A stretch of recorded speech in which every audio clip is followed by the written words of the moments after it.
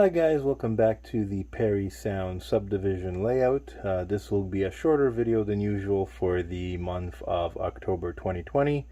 Didn't get as much time this month to work on the layout as I wished, but I will show you some of the progress I've made nonetheless. So with my limited time working on the layout, I decided to continue work on the bridge scene and the scenic scene of my layout, which I'll be using for a lot of my photo ops and run-bys eventually when I make the off layout cassette to run trains past this scene. And then yeah, so the first thing I did was I installed the second backdrop panel, and I did more custom photo paper backdrop. Yes, you can see all the seams where I overlap the different trees. They're all going to be blended in with more background trees. Again, there's going to be a lot more background trees than it is right now.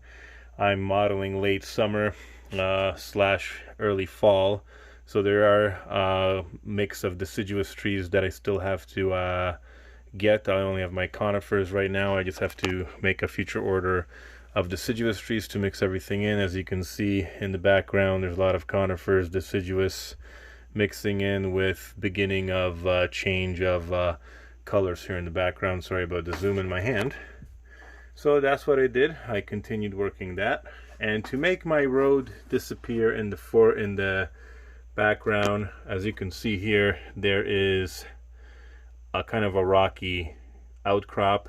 So basically the road, sorry about my finger here, the road's going to be making an S shape here. So as you can see, the road going back into the distance around a corner, and I'm also going to be disguising this with shrubbery and trees to kind of make it all blend in. And then I still have to finish that last corner for the backdrop. I did have a little bit of problems with the backdrop. The home paint, sky blue, made the boards curl too much, so I had to use screws to screw it in, and I just painted over it to kind of blend it in. Again, it's not going to be the main focal point, so when I do my clouds and stuff, it's probably going to blend in a lot better. So I did that, the backdrop. And then the second area I really focused on was the end of this module section. So as you can see, compared to the last video, I put a lot of self-made talus, overgrown grass and weeds, and some shrubbery all in here. And the way I did this talus is just basically every time I worked on rock outcroppings, I saved the remnants of the plaster of Paris in my tub, and I just crumpled it up to fine shale and limestone granite slithers, and then I just proceeded to do a gray wash over them to get the color. As in the last video, I had a little bit of a soft spot here and layout destruction from my cat jumping up on this section here to get up to the top. So the way I solve that is put a removable board up here so you can't get up, and then I've built a corner piece that basically sits off the top valance, hangs off of it just like a little clip.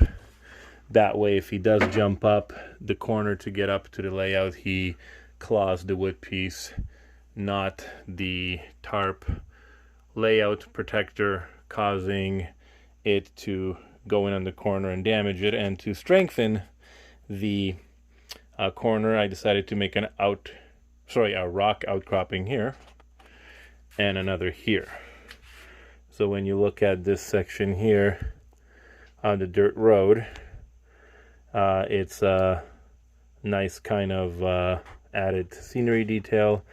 I finished doing the dirt road all the way to the tracks, and I've added static grass all around and including in the middle of the dirt road.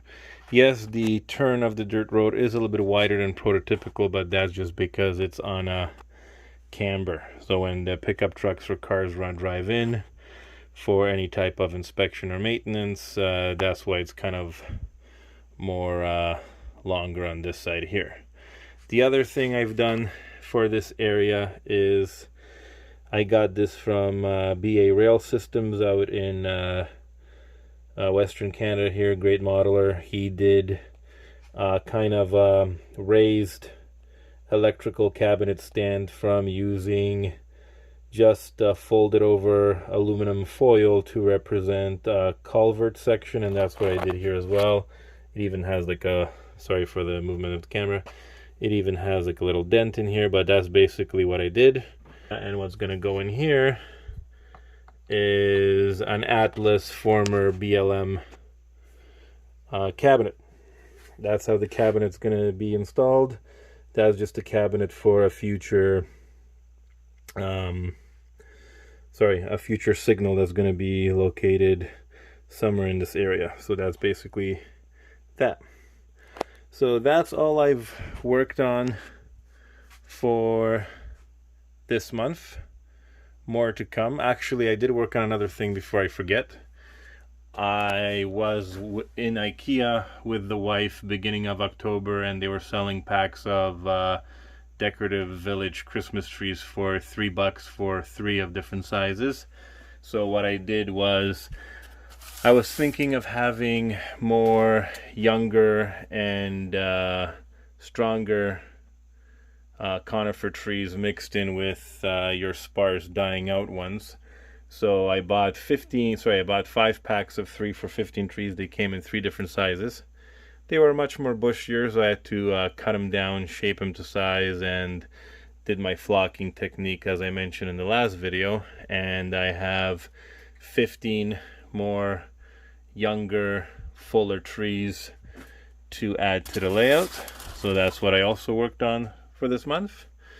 And anyways, so I will continue working on the layout for the month of November. Again, if you have any questions, comments, please leave them in the comments below. And thank you for sharing, liking, and watching as always. And I will see you next month. Take care.